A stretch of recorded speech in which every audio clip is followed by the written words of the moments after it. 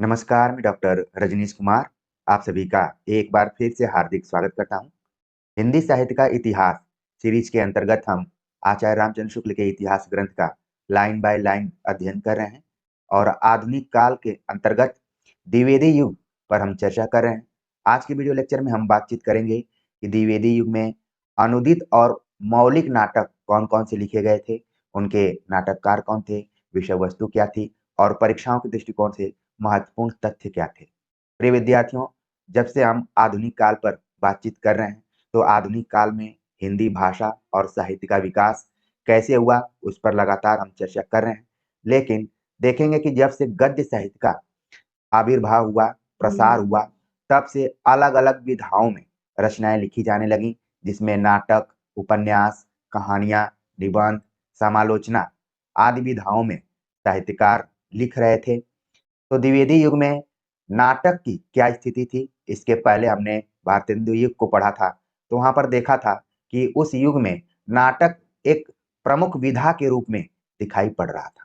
तो क्या द्विवेदी युग में उसी तरीके से नाटक लिखा गया या फिर जिस तरीके से हमने देखा कि खड़ी बोली जो कि पहले ब्रज, अवधि, अपभ्रंश इत्यादि के गोद में खेलती हुई प्रतीत आ रही थी, लेकिन जैसे ही आधुनिक काल आया और खड़ी बोली का विकास होने लगा, तो वो हिंदी साहित्य के केंद्र के रूप में, भाषा के रूप में आ गई। तो क्या नाटक भी वैसे ही रहा या फिर उसमें कुछ गिरावट आई? तो इन सभी रोचक बिंदुओं के साथ हम आज के वीडियो लेक्चर में चर्चा करेंगे, जो कि आगामी UP TGT, PGT, UGC net, assistant professor exam और सीईटी पीजी एंट्रेंस एग्जाम के दृष्टिकोण से महत्वपूर्ण है। प्रिय विद्यार्थियों, लिखने के लिए तो मैं सैकड़ों परीक्षाओं का नाम यहाँ पर लिख देता कि ये इन परीक्षाओं के लिए है, लेकिन उसका कोई फायदा नहीं है।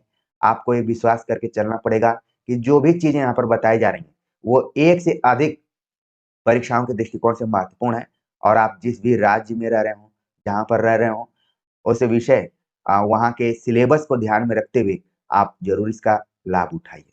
तो हम उम्मीद नहीं किए थे कि आचार्य रामचंद्र शुक्ल के इतिहास ग्रंथ का अध्ययन करते-करते टॉपिक 67 तक पहुँच जाएँगे और द्विवेदी युग पर बात करेंगे। आपको विश्वास नहीं होगा, आप ही लोगों की तरह मैं भी किताब को उठाया, तो मुझे लगा इतनी मोटी किताब है, इसको क्या खत्म किया जा सकता है? लेकिन अगर आपके अंदर दृढ़ इच्छा हो, समर्पण हो और नियमितता हो, आप लगातार कंटिन्यूएशन में हो, तो कोई भी चीज़ ऐसी नहीं है जो कि पूरी नहीं की जा सकती। तो चलते हैं हम विस्तार से आज के वीडियो लेक्चर में बातचीत करते हैं। आचार्य रामचंद्र शुक्ल प्रकरण 4 के अंतर्गत लिखते हैं, गद्य साहित्य का प्रसार।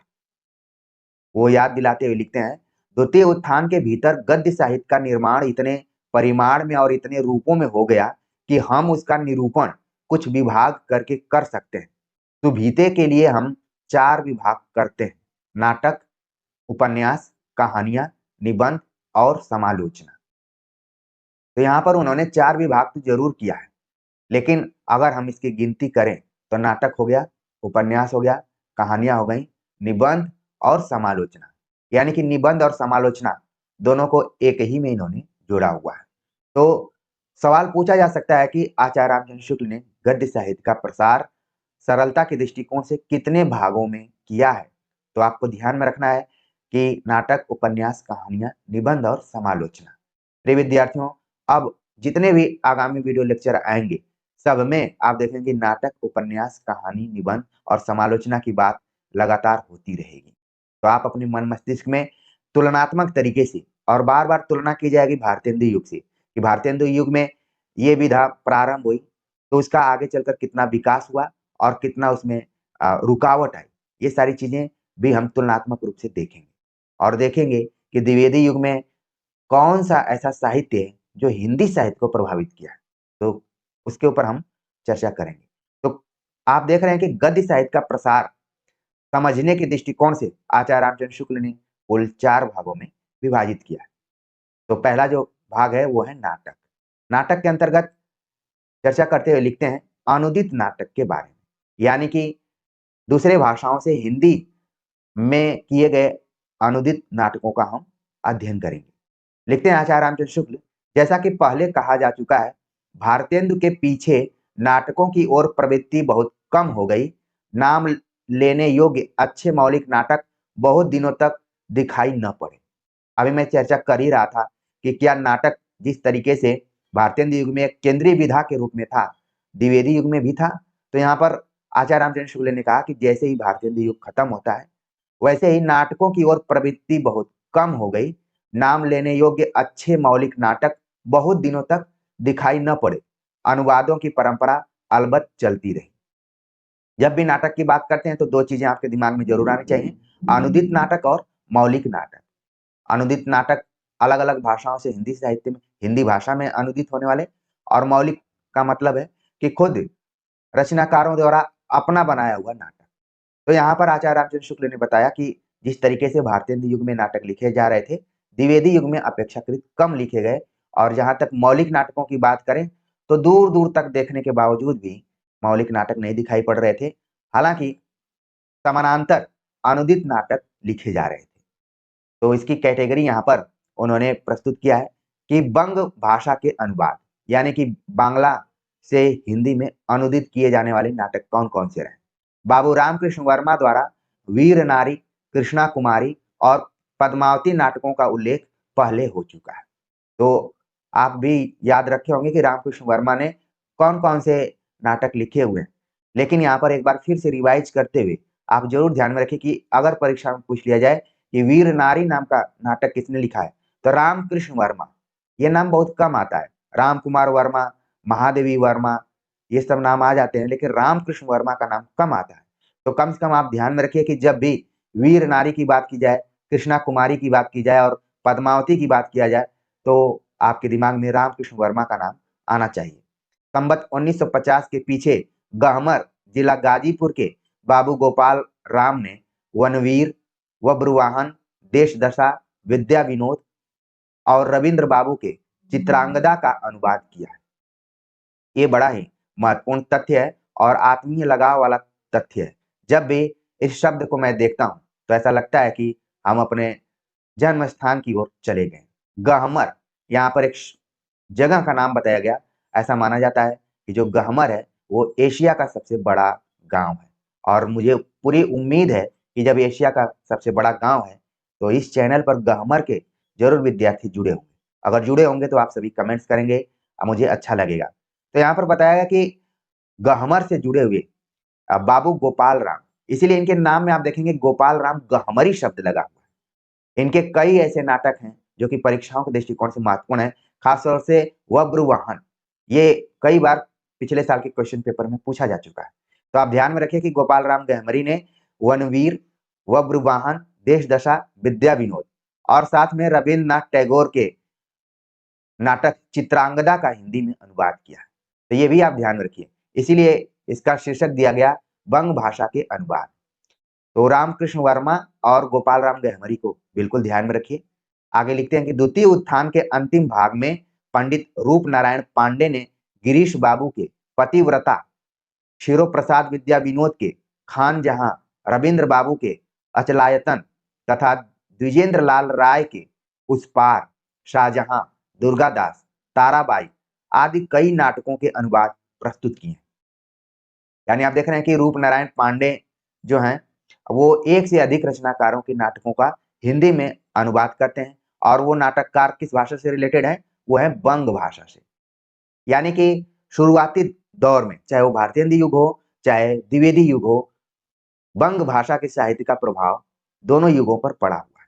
आगे चलकर आप छायावाद तक इसका प्रभाव देखेंगे। अनुवादकों की भाषा अच्छी खासी हिंदी है और मूल के पाठों को ठीक ठीक व्यक्त करती है। इन नाटकों के संबंध में समझ रखना चाहिए कि इनमें बंगवासियों की आवेशशील प्रकृति का आरोप अनेक पात्रों में पाया जाता है, जिससे बहुत से इतिहास प्रसिद्ध व्यक्तियों के क्षोभपूर्ण लंबे भाषण उनके अनुरूप नहीं जान पड़ते। प्राचीन ऐतिहासिक वृत्त लेकर लिखे हुए नाटकों में उस काल की संस्कृति और परिस्थिति का सम्यक अध्ययन नहीं प्रकट होता। यानी कि अनुवाद तो है, लेकिन उसमें कुछ इतने लंबे लंबे उद्धरण है कि ऐसा लगता है कि अनुवाद होते हुए भी जो अनुवाद करने वाला लेखक है वो कुछ अपनी बातों को मिला दिया हुआ है। इसलिए यहाँ पर लगता है कि भले प्राचीन ऐतिहासिक वृत्त लेकर नाटक लिखे गए, लेकिन वो अपनी संस्कृति और परिस्थिति के साथ समानता या फिर सादृश्यता स्थापित नहीं कर पाते। आगे हम बात करते हैं अंग्रेजी के अनुवाद। अभी बांग्ला की बात किए, फिर आ गया अंग्रेजी के अनुवाद। जयपुर के पुरोहित गोपीनाथ एमए ने संवत 1950 के कुछ आगे पीछे शेक्सपियर के इन 3 नाटकों के अनुवाद किए। रोमियो जूलियट, जिसका नाम उन्होंने दिया प्रेम लीला, एज यू लाइक इट और वेनिस का व्यापारी। ये 3 अनुवाद किए गोपीनाथ। ठीक है, यानी कि अंग्रेजी में ज्यादातर आप देखेंगे तो शेक्सपियर का भी काफी प्रभाव दिखाई पड़ता है। उपाध्याय बद्रीनारायण चौधरी के छोटे भाई मथुरा प्रसाद चौधरी। बद्रीनारायण चौधरी का नाम जब आया तो आपके दिमाग में इनका आ जाएगा कि ये भारतीय हिंदू मंडल के एक रचनाकार थे और इन्होंने कई पत्र पत्रिकाओं का संपादन भी किया है, नारे भी इन्होंने खूब दी। तो उपाध्याय बद्रीनारायण चौधरी प्रेमघन के छोटे भाई, बहुत कम उल्लेख आप देखते होंगे। मथुरा प्रसाद चौधरी ने भी हिंदी नाटकों में अनुवाद किया हुआ है। मथुरा प्रसाद चौधरी ने संवत 1950 में मैकबेथ का बहुत अच्छा अनुवाद किया, साहसेंद्र साहस के नाम से प्रकाशित किया। यानी मैकबेथ, जिसका भी संबंध शेक्सपियर से ही लगाया जा सकता है, और उनके एक नाटक का अनुवाद इन्होंने साहसेंद्र साहस के नाम से प्रकाशित किया। इसके उपरांत संवत 1967 के लगभग हेमलेट का एक अनुवाद जयंत के नाम से निकाला, जो वास्तव में मराठी अनुवाद का हिंदी अनुवाद है। तो आप देख रहे हैं कि अनुवाद की जो श्रृंखला है बांग्ला, अंग्रेजी, मराठी से होते हुए हिंदी में आ रही है। तो इस चीज को आप समझ पा रहे होंगे कि कैसे अंग्रेजी के नाटकों का अनुवाद हिंदी में हुआ और कौन कौन किया था। अगला है कि संस्कृत के अनुवाद, यानी संस्कृत से हिंदी में किस तरीके से अनुवाद किए गए। संस्कृत के नाटकों के अनुवाद के लिए राय बहादुर लाला सीताराम बीए सदा आदर के साथ स्मरण किए जाएंगे। यानी आपको सीताराम को बिल्कुल ध्यान में रखना है। भारतेंदु की मृत्यु से 2 वर्ष पहले ही उन्होंने संस्कृत काव्यों के अनुवाद में लग्गा लगाया और संवत 1940 में मेघदूत का अनुवाद घनाक्षरी शब्दों में प्रकाशित किया। आप देखेंगे कि कालिदास का संस्कृत साहित्य में काफी प्रभाव रहा और उनके नाटकों का हिंदी में खूब अनुवाद किया गया। कहीं अभिज्ञान शाकुंतलम का किया गया, कहीं मेघदूतम का किया गया। तो प्राय इनसे सवाल पूछे जाते हैं। जैसे राजा लक्ष्मण का नाम आपके दिमाग में आना चाहिए, नहीं आ रहा है तो एक बार रिवाइज करना चाहिए कि उन्होंने भी अनुवाद किया था। और प्राय परीक्षा में सवाल पूछा जाता है कि किस सन में किया था। ठीक है, तो मैं संकेत कर दिया हूं, आप लोगों का दिमाग उधर तक जाना चाहिए। ठीक, तो संस्कृत से हिंदी में अनुवाद की जब भी बात की जाएगी तो वहां पर कालिदास का नाम जरूर आएगा। इसके उपरांत वे बराबर किसी न किसी काव्य नाटक का अनुवाद करते रहे। कौन? सीताराम। उन्होंने मेघदूत का घनाक्षरी एक छंद है। अगर छंदों के बारे में आप जानना चाहते हैं तो हमने हिंदी व्याकरण के अंतर्गत छंदों पर बड़ा ही सूक्ष्म और गंभीर अध्ययन किया हुआ है और समझाने का प्रयास भी किया है। वीडियो पुरानी है, लेकिन कोई भी तथ्यात्मक चीज कभी पुराना नहीं होता है, उसका उपयोग करने आना चाहिए। तो घनाक्षरी शब्दों में मेघदूत का अनुवाद उन्होंने किया। इसके बाद लगातार किसी न किसी काव्य नाटक का अनुवाद करते रहे। संवत 1944 में उनका नागानंद का अनुवाद निकला। फिर तो धीरे धीरे ये अलग अलग और रचना के अनुवाद किए, जिसमें मृच्छकटिकम, महावीर चरितम, उत्तर रामचरितम, मालती माधवम, ठीक है, मालिकाग्निमित्रम आदि का इन्होंने अनुवाद किया। तो कौन किसकी किसकी रचना है? क्योंकि आप अगर यूपी टीजीटी पीजीटी की तैयारी कर रहे हैं तो आपको लग रहा है कि आप हिंदी साहित्य पढ़ रहे हैं, लेकिन उसके बहाने कहीं ना कहीं आपका संस्कृत साहित्य भी तैयार हो रहा है। मान लीजिए सवाल पूछ लिया जाएगा कि मृच्छकटिकम किसकी रचना है। यहाँ पर मृक्ष कटिक लिखा हुआ है, लेकिन आपके दिमाग में शूद्रक का नाम आना चाहिए, ठीक है, भवभूति का नाम आना चाहिए, कालिदास का नाम आना चाहिए। यही सभी सवाल परीक्षाओं में कट ऑफ को निर्धारित कर देते हैं, मेरिट को निर्धारित कर देते हैं और आपकी बढ़त को भी सुनिश्चित करते हैं। तो प्रिय विद्यार्थियों, पढ़ाई करते समय कैसे एक विषय का दूसरे विषय के साथ कोरिलेट करना है, उसको कैसे जोड़ना है, ये अगर आए तो बहुत ही महत्वपूर्ण बात है। पढ़ाना भी क्या एक कला के रूप में है और वही कला यहाँ पर प्रस्तुत की जा रही है। तो संस्कृत के अनुवाद हिंदी में बहुत सारे हुए और उन रचनाओं का नाम आप जरूर ध्यान में रखिए और एक व्यक्ति का नाम ध्यान में रखिए जिनका नाम है सीताराम। यद्यपि पद्य भाग के अनुवाद में लाला साहब को वैसी सफलता नहीं हुई, पर उनकी हिंदी बहुत सीधी सादी। अब यहाँ पर व्याकरण भी आप समझ पाएंगे कि सीधी सादी शब्द होता है, सीधी सादी नहीं होता है। सीधी सादी, सरल और आडंबर शून्य। संस्कृत का भाव उसमें इस ढंग से लाया गया कि कहीं संस्कृतपन या जटिलता नहीं आने पाई। यानी इसी को कहा जाता है सच्चा अनुवाद। आपने सच्ची समालोचना तो सुना होगा, लेकिन सच्चा अनुवाद भी। कई अनुदित किताबें आप देखेंगे कि बड़ी बोझिल हो जाती हैं, लेकिन कुछ अनुदित किताबें होती हैं, लगता ही नहीं कि ये अनुदित है। वो होती है कला के माध्यम से जब प्रस्तुत की जाती है, उसमें जटिलता नहीं आती है, तब अनुवाद भी मूल की तरह समझ में आने लगता है। तो ये कला थी लाला सीताराम के अंदर। भारतेंदु के समय वे काशी के क्वींस कॉलेज के सेकेंड मास्टर थे। पीछे डिप्टी कलेक्टर हुए और अंत में शांतिपूर्वक प्रयाग में आ रहे, जहां 2 जनवरी 1937 को उनका साकेतवास हुआ। तो यहाँ पर सीताराम के बारे में बताया गया कि वो काशी, वाराणसी में Queen's college, Queen's inter college भी है, ठीक है? वहीं पर ये टीचर के रूप में थे। बाद में इन्होंने मेहनत किया, तो ये डिप्टी कलेक्टर भी हो गए और अंत में शांतिपूर्वक ये प्रयाग में रहने लगे और वहीं पर इनका 2 जनवरी 1937 को साकेतवास हुआ। अब मुझे लगा कि कहीं यहाँ पर मिस्टेक तो नहीं हुआ है, एक से अधिक किताबों को मैंने देखा। रामचंद्र शुक्ल की किताब को लेकर कई विद्यार्थी कर कमेंट करते हैं कि किस किताब से पढ़ा रहे हैं। हर प्रकाशन में यही सब तथ्य दिया हुआ है। मेरे पास नागरिक प्रसारणी सभा से भी है और 2-3 प्रकाशन की किताबें हैं। तो तीनों चारों में मैंने देखा, तो लगा कि ये साकेतवास ही लिखा हुआ है। हमको लगा कि गोलोकवास लिखा होगा। लेकिन साकेतवास का पहले तो मैंने अर्थ निकाला कि ये जाकर अयोध्या में बस गए होंगे। लेकिन हो सकता है कि यहाँ पर साकेत का मतलब ये है कि गोलोक या स्वर्ग में जाना, ठीक है? वैसे साकेत का शाब्दिक अर्थ तो अयोध्या होता है। आपने साकेत महाकाव्य पढ़ा होगा मैथिली शरण गुप्त का, तो आपने ज़रूर उसके अर्थ को देखा होगा। लेकिन ये पाली शब्द का अर्थ है। ये भी कई बार परीक्षाओं में पूछा गया कि साकेत किस भाषा का शब्द है? तो है पाली का।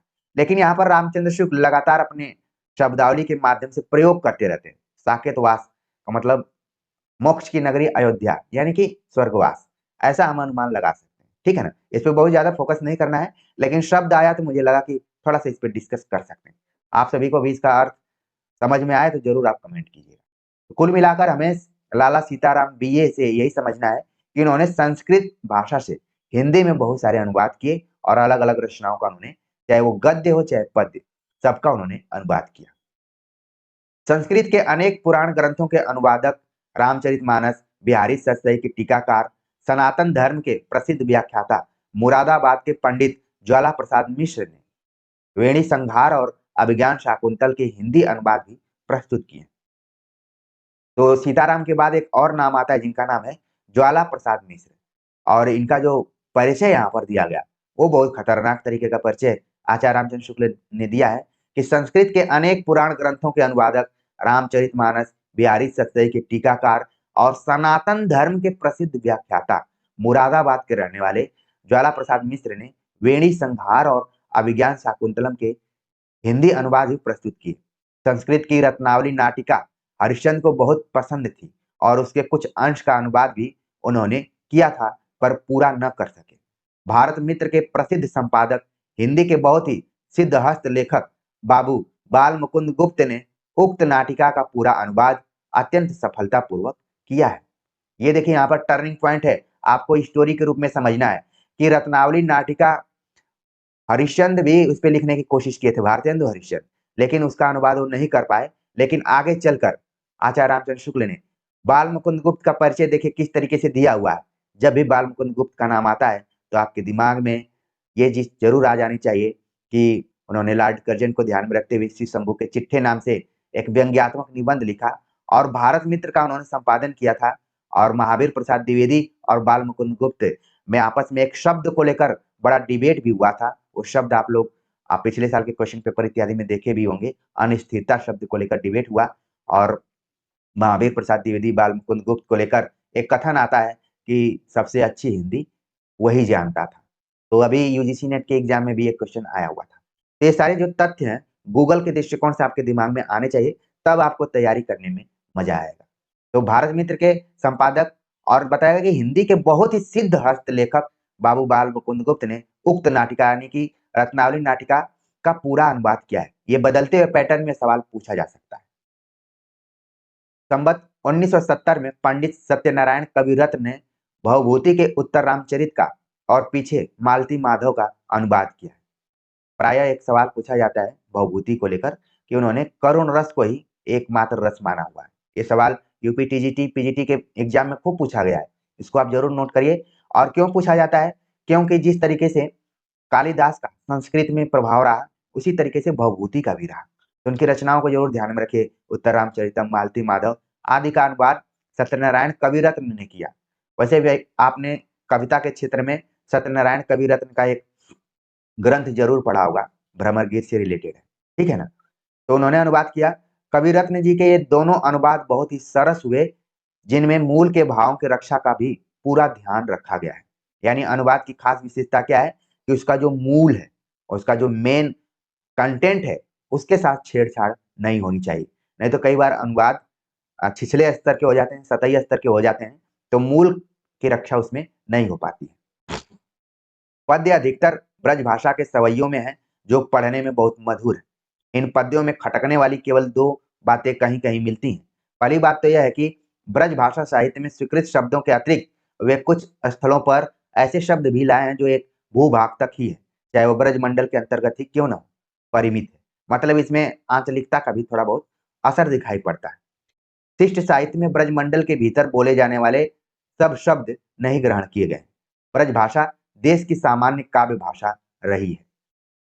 मान लीजिए ये कथन आ जाता है कि किसका है, कि ब्रज भाषा देश की सामान्य काव्य भाषा रही है, तुरंत आप ध्यान में रखेंगे आचार्य रामचंद्र शुक्ल का ये कथन है। अतः काव्यों में उसके वे ही शब्द लिए गए हैं जो बहुत दूर तक बोले जाते हैं और थोड़े बहुत सब स्थानों में समझ लिए जाते हैं। उदाहरण के लिए सिदौशी शब्द लीजिए, जो खास मथुरा वृंदावन में बोला जाता है पर साहित्य में नहीं मिलता। दूसरी बात यह कि कहीं कहीं श्लोकों का पूरा भाव लाने के प्रयत्न में भाषा दुरूह और अव्यवस्थित हो गई है। तो सत्यनारायण कविरत्न का जो भी अनुवाद है तो सरस, लेकिन दो छोटी मोटी कमियों की ओर आचार्य रामचंद्र शुक्ल ने संकेत किया हुआ है। तो प्रिय विद्यार्थियों, आपके दिमाग में आना चाहिए कि ये वो दौर है जब खुद आचार्य रामचंद्र शुक्ल हिंदी साहित्य में कुछ अपना योगदान दे रहे थे, ठीक है। अब वो कविता क्या है या फिर सरस्वती में कुछ कुछ आर्टिकल लिख रहे थे, और उस समय अपने समकालीनों के ऊपर भी इनकी नजर थी। आगे हम मौलिक नाटकों के बारे में बात करते हैं। इसके पहले हमने अनुदित नाटकों के बारे में बात की, लेकिन उसी दौर में जब हमने इंट्रोडक्शन में बतलाया ही था कि भारतीय हिंदी युग में नाटक प्रमुख विधा के रूप में था, लेकिन द्विवेदी युग में आने पर थोड़ी इसमें कमी दिखाई पड़ी और मौलिक नाटकों में तो एकदम से कमी थी। मौलिक नाटक कौन कौन उस समय लिखे हुए हैं? तो सबसे पहले जिसका नाम आ रहा है वो काशी निवासी पंडित किशोरी लाल गोस्वामी का नाम आ रहा है। किशोरी लाल गोस्वामी, जब मैं इतिहास ग्रंथ पढ़ रहा हूँ तो लग रहा है कि बहुमुखी प्रतिभा के धनी साहित्यकार थे। कहानियों के बारे में भी पढ़ेंगे, उपन्यासों के बारे में भी पढ़ेंगे, नाटकों के बारे में भी पढ़ेंगे। बहुत खतरनाक तरीके के ये थे और एक दो नाटक नहीं लिखते थे, 50 से ऊपर ये मतलब उपन्यास लिख दिया करते थे। ये भी कई बार सवाल पूछा जाता है, लेकिन नाटकों में भी इनका काफी रोल रहा है। तो किशोरी लाल गोस्वामी को ध्यान से हमें देखना है। ये रहने वाले थे काशी के, और प्रथम उत्थान के अंत में दो नाटक लिखे थे, चौपट चपेट और मयंक मंजरी।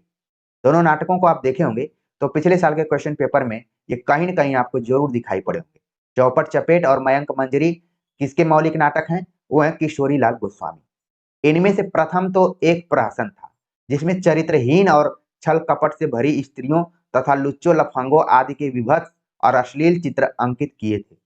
यानी कि जो चौपट चपेट है, इसके नाम से ही पता चल रहा है कि इसमें कुछ यूनिक ढंग का विषय वस्तु है, जिसमें इसमें प्रहसन नाम से ही ऐसा लग रहा है कि इसमें कुछ व्यंग्यात्मक लहजे में चीजें प्रस्तुत की गई होंगी। चरित्रहीन और छल कपट से भरी स्त्रियों तथा लुच्चों लफंगों आदि के विभत्स और अश्लील चित्र अंकित किए गए हैं चौपट चपेट में। दूसरा 5 अंकों का नाटक था, जो श्रृंगार रस की दृष्टि से संवत 1948 में लिखा गया था। तो मयंक मंजरी आप देख रहे हैं, ऐसा लग रहा है कि आप कोई रीतिकालीन या भक्तिकालीन श्रृंगार प्रधान ग्रंथ को पढ़ रहे हैं, जिसे रस मंजरी हो गया, ठीक है। उसी तरीके से आप देख रहे हैं कि मयंक मंजरी, जो कि 5 अंकों में बटा हुआ है। प्रिय विद्यार्थियों, बदलते हुए पैटर्न में सवाल पूछा जा सकता है कि किशोरी लाल गोस्वामी का मयंक मंजरी कितने अंकों का नाटक था? तो तमाम तैयारी करने वाले विद्यार्थी धाराशायी हो जाएंगे कि हमने तो वन लाइनर किताबें, नोट्स और कोचिंग में दिन भर बिताया था, और मयंक मंजरी कितने अंकों में था? 5 अंकों में था। अनुराज हिंदी अकेडमी में आधे घंटे में ही इस चीज को हमने बता दिया है।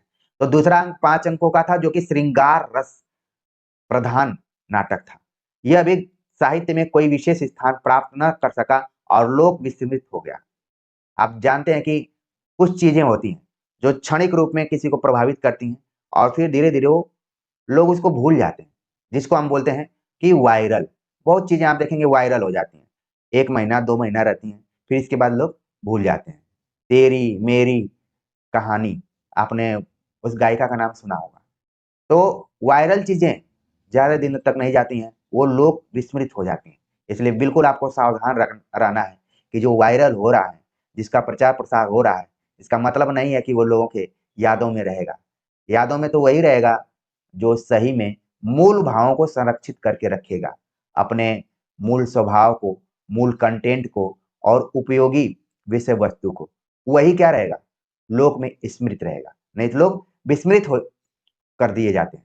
तो ये चीज़ आपको ध्यान में रखना है कि लिखने के लिए मौलिक नाटक किशोरीलाल गोस्वामी ने 2 नाटक लिखा, चौपट-चपेट और मयंक मंजरी। उनके विषय वस्तुओं को भी आपने समझ लिया होगा। हिंदी के विख्यात कवि पंडित अयोध्या सिंह उपाध्याय की प्रवृत्ति इस द्वितीय उत्थान के आरंभ में नाटक लिखने की ओर भी हुई थी और उन्होंने रुक्मिणी परिणय और प्रद्युम्न विजय व्यायोग नाम के 2 नाटक लिखे थे। ये दोनों नाटक उपाध्याय जी के हाथ आजमाने के लिए लिखे थे। आप देख रहे हैं कि किशोरीलाल गोस्वामी के अतिरिक्त कवि के तौर पर जाने जाने वाले और खड़ी बोली का पहला महाकाव्य लिखने वाले अयोध्या सिंह उपाध्याय हरिऔध ने भी नाटक लिखने का प्रयास किया था। उनके 2 नाटकों की चर्चा की गई, रुक्मिणी परिणय और प्रद्युम्न विजय व्यायोग। ये भी परीक्षा में खूब पूछे जाते हैं। बिल्कुल ध्यान में रखिए कि ये नाटक विधा में, क्योंकि यहाँ पर कवि शब्द का प्रयोग किया गया है, तो ऐसा लगेगा कि अयोध्या सिंह उपाध्याय हरिऔध नाटक नहीं लिखे होंगे, वो कविता ही लिखे होंगे। लेकिन जैसा कि शुरू में बताया गया कि एक ही कवि, एक ही लेखक अलग-अलग विधाओं में हाथ आजमाने की कोशिश कर रहे थे। उसी में अयोध्या सिंह उपाध्याय ने भी रुक्मिणी परिणय और प्रद्युम्न विजय व्यायोग लिखकर नाटक के क्षेत्र में अपने हाथ को आजमाया। आगे उन्होंने इस ओर कोई प्रयत्न नहीं किया। कई बार हम हाथ आजमाते हैं, हाथ उसमें सफल नहीं होता है, तो हम दूसरे तरफ मुड़ जाते हैं। कई बार हमने देखा है कि यूट्यूब पे बहुत सारे शिक्षक पढ़ाना शुरू करते हैं और वो पढ़ा नहीं पाते हैं, क्योंकि पढ़ाना एक साधना होती है और उसमें आपको कम सपोर्ट मिलता है, कम व्यूज़ मिलता है, कम वायरल हो पाते हैं। लेकिन फिर दूसरी तरफ शिफ्ट हो जाते हैं, मोटिवेशनल स्पीच देने लगते हैं। तो मोटिवेशनल में क्या है? लफ़ाज़ी है, बड़ी-बड़ी बातें करना है, वास्तविकता से बहुत दूर, आपको कमज़ोर करते हुए, अपनी क्षमता को केवल बताना कि इस तरीके से करेंगे तो ये होगा, इस तरीके से करेंगे तो ये होगा। खुद से आपको अपने अंदर से मोटिवेशन लाना पड़ेगा, तभी कुछ संभव है। तो कई बार क्या होता है कि लोग प्रयत्न नहीं करते हैं, हाथ आज़माते हैं, फिर दूर चले जाते हैं। पंडित ज्वाला प्रसाद मिश्र ने संस्कृत नाटकों के अनुवाद के अतिरिक्त सीता वनवास नाम का एक नाटक भी लिखा, जिसमें भवभूति के उत्तर रामचरितम की कुछ झलक थी। तो राम वनवास तो हमने पढ़ा, लेकिन सीता वनवास नाम से बड़ा ही मौलिक नाटक लिखा ज्वाला प्रसाद मिश्र। ये सवाल पूछा जा सकता है, बदलते हुए पैटर्न में इसकी पूरी संभावना है। कई बार चमत्कृत कर देने वाले जो शीर्षक होते हैं, राम के वनवास की चर्चा खूब होती है, ठीक है, जो कि रामचरितमानस के आधार पर हम लोग जानते हैं। लेकिन सीता वनवास में क्या लिखा होगा ज्वाला प्रसाद मिश्र ने, ये एक उत्साह की बात हो सकती है, जिज्ञासा की बात हो सकती है। और उन्होंने आधार किसको बनाया है? उत्तर उत्तर रामचरित को, जो कि भवभूति का एक बड़ा ही फेमस नाटक रहा है। तो सीता वनवास आप परीक्षाओं के दृष्टिकोण से ज़रूर ध्यान में रखिए। ज्वाला प्रसाद मिश्र ने इसको लिखा हुआ है और केवल ज्वाला प्रसाद मिश्र ही नहीं लिख रहे थे, बल्कि उनके एक भाई भी थे, वो भी लिख रहे थे। उनके भाई पंडित बलदेव प्रसाद मिश्र ने 3 अच्छे रूपक लिखे। प्रभास मिलन, ब्रज के नंद, यशोदा, गोप-गोपियों का प्रभाव क्षेत्र में, वसुदेव, कृष्ण, बलराम आदि से भेंट होने का मार्मिक प्रसंग लेकर बड़ी सहृदयता के साथ रचा गया। अब आप देख रहे हैं कि जिस ग्रंथ में सहृदयता की बात होगी, तो आचार्य रामचंद्र शुक्ल उस पे क्यों नहीं ज़्यादा लिखेंगे? बिल्कुल लिखेंगे। तो जिस तरीके से ज्वाला प्रसाद मिश्र सीता वनवास लिखते हैं, उसी पैटर्न को आधार बनाते हुए बलदेव प्रसाद मिश्र ने 3 अच्छे रूपक लिखे। यानी कि आप देखेंगे कि शुरुआती दौर में एक ही प हिंदी साहित्य का विकास कुछ परिवारों ने भी किया है, जिसमें मिश्र बंधुओं का नाम आप तो देख ही रहे हैं, यहाँ पर 2 और बंधुओं का नाम देख रहे हैं, ज्वाला प्रसाद और बलदेव प्रसाद। इन लोगों ने भी लिखा। बाकी भारतेंदु हरिश्चंद्र का तो पूरा परिवार ही था, उनके पिताजी समेत थे उसमें, ठीक है? यहाँ तक कि फुफेरे भाई भी उनके थे। तो ये भी एक पीएचडी का टॉपिक बनाया जा सकता है कि हिंदी साहित्य के विकास में विभिन्न परिवारों का योगदान। आज तो समय बदल गया है, अगर एक ही परिवार में 2-4 लोग हिंदी साहित्य पढ़ते हैं, तो परिवार वाले चिंतित हो जाते हैं कि आगे क्या होगा। लेकिन मुझे याद आता है कि जब जिसकी वजह से मेरा सिलेक्शन हुआ, उसमें एक ही परिवार के 4-5 भाई-बहनों का सिलेक्शन हो गया, सभी हिंदी के प्रोफेसर हो गए। तो समय आता है, कई बार चेंज कर देता है लोगों का माइंडसेट। और इसी तरीके से यूपी टीजीटी, पीजीटी में भी दिखाई पड़ा कि पिता-पुत्री, भाई-बहन कई लोग एक ही साथ मुझे याद आता है कि संस्कृत विषय में इस तरीके से सेलेक्ट हुए थे। ठीक है, तो कई बार हम विषयों को भले हीन रूप में देखते हैं और लगता है कि कहीं हमारा परिवार डूब न जाए, लेकिन कई बार जब समय सही आता है, तो चीज़ें बदल जाती हैं, आप आदर्श के रूप में प्रस्तुत किए जाने लगते हैं। तो प्रिय विद्यार्थियों, आप लोग तैयारी में ज़रूर लगे हुए हैं, कई बार आप डीमोटिवेट होते होंगे, लेकिन हो सकता है कि जो डीमोटिवेशन आपके अंदर है, थोड़ा-सा आप मेहनत करेंगे, तो ये अन्य लोगों के लिए मोटिवेशन के तौर पर हो जाएगा। अ, तो ये सारी चीज़ें हैं, बातें बहुत हैं हमारे दिमाग में, लेकिन मुझे समय को ध्यान में रखते हुए और कंटेंट को ध्यान में रखते हुए फिर से पॉइंट पे आना पड़ा। तो बलदेव प्रसाद मिश्र के 3 नाटकों को ज़रूर आप ध्यान में रखिए। उसमें एक प्रभास मिलन नाम का नाटक है जिसकी विषय वस्तु के बारे में आचार्य रामचंद्र शुक्ल ने बताया। अगला जो नाटक है वो बड़ा ही जबरदस्त तरीके का नाटक है, मीराबाई नाटक। एक चीज़ आप देखेंगे कि जो ये दोनों मिश्र बंधु हैं, ये स्त्रियों के दृष्टिकोण से भी नाटक लिखने का प्रयास, वो सीता वनवास लिखते हैं और ये मीराबाई नाटक लिखते हैं। तो ये देखिए सवाल पूछा जा सकता है, मीराबाई नाटक किसने लिखा है? और देखने में लगेगा कि ये तो बहुत यूनिक और नया तथ्य हमें दिखाई पड़ रहा है। लेकिन आप यहाँ पर इसको अपने दिमाग में ज़रूर रखिए कि मीराबाई नाटक लिखा बलदेव प्रसाद मिश्र ने। भक्ति भाव जगाने वाला उत्तम नाटक है। और तीसरा इनका नाटक है लल्ला बाबू। समाज का एक छोटा-सा खंड चित्र दिखाने वाला अच्छा प्रहसन है। तो ध्यान में रखिए कि बलदेव प्रसाद मिश्र का भी नाटकों में योगदान रहा है, ठीक है ना? मौलिक नाटकों में। आगे है कि भारतेंदु का बृहद जीवन चरित्र लिखने वाले बाबू शिवनंदन सहाय का सुदामा नाटक भी उल्लेख योग्य है। यानी शिवनंदन सहाय जो कि भारतेंदु हरिश्चंद्र का बृहद जीवन चरित्र उन्होंने लिखा है, बाबू हरिश्चंद्र करके। तो उन्होंने भी नाटक लिखने का प्रयास किया जिसका नाम है सुदामा नाटक। तो आपने देखा कि मीराबाई नाटक लिखा गया, सुदामा नाटक लिखा गया, सीता वनवास लिखा गया, ठीक है? तमाम तरीके के नाटक लिखे गए हैं। तो इनको आप ज़रूर ध्यान में रखें, परीक्षाओं में प्रायः ये आते रहते हैं। इन मौलिक रूपकों की सूची देखने से लक्षित होता है कि नाटक की कथा वस्तु के लिए लोगों का ध्यान अधिकतर ऐतिहासिक और पौराणिक प्रसंगों की ओर ही गया है। तो जितने भी नाटकों का हमने उल्लेख किया, सभी में ऐतिहासिक आधार बनाया गया और पौराणिक आधार बनाया गया।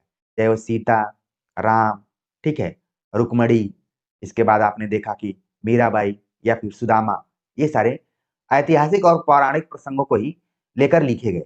वर्तमान सामाजिक और पारिवारिक जीवन के विविध उलझे हुए पक्षों का सूक्ष्मता के साथ निरीक्षण करके उनके मार्मिक या अनूठे चित्र खड़ा करने वाली उद्भावना उनमें नहीं पाई जाती। इस द्वितीय उत्थान के बीच कल्पित कथा वस्तु लेकर लिखा जाने वाला बहुत बड़ा मौलिक नाटक कानपुर के प्रसिद्ध कवि राय देवी प्रसाद पूर्ण का चंद्रकला भानुकुमार है। इसके बारे में हमने पहले भी चर्चा की थी, तो आपने नोट किया होगा। पर वह भी इतिहास के मध्य युग के राजकुमारों और राजकुमारियों का जीवन सामने लाता है। तो राय देवी प्रसाद पूर्ण को आप कवि के रूप में भी देखे होंगे और यहाँ पर उनका प्रसिद्ध और इसको लेकर आचार्य रामचंद्र शुक्ल ने कई बार कहा कि बहुत बड़ा मौलिक नाटक लिखा है। कहाँ के रहने वाले थे? कानपुर के रहने वाले थे राय देवी प्रसाद पूर्ण, जिनके नाटक का नाम है चंद्रकला भानुकुमार। लेकिन इसकी जो विषय वस्तु रही है वो भी ऐतिहासिक पृष्ठभूमि पर ही आधारित रही है। मध्य युग के राजकुमारों और राजकुमारियों का जीवन इसमें प्रस्तुत किया गया है। पूर्ण जी ब्रजभाषा के एक बड़े ही सिद्धहस्त कवि थे, साहित्य के अच्छे ज्ञाता थे। उन्होंने इस नाटक को शुद्ध साहित्यिक उद्देश्य से ही लिखा था, अभिनय के उद्देश्य से नहीं। कई बार हम देखते हैं कि कुछ नाटक रंगमंच के दृष्टिकोण से लिखे जाते हैं, जिनको कि यहाँ पर अभिनय शब्द प्रयोग किया गया है, और कुछ नाटक स्वाभाविक रूप से लिखे जाते हैं कि ये साहित्य में क्या योगदान दे सकते हैं। जैसे जयशंकर प्रसाद के नाटकों को आपने देखा होगा। वस्तु विन्यास में कुतूहल उत्पन्न करने वाला जो वह चित्र होता है, उसके न रहने से कम ही लोगों के हाथ में यह नाटक पड़ा। ललित और अलंकृत भाषण के बीच बीच में मधुर पद्य पढ़ने की उत्कंठा रखने वाले पाठकों ही ने अधिकतर इसे पढ़ा है। तो कई बार हम देखते हैं कि रचनाएं पाठकों को जिस तरीके से प्रभावित करती हैं, उसी तरीके से उनका प्रचार प्रसार होता है।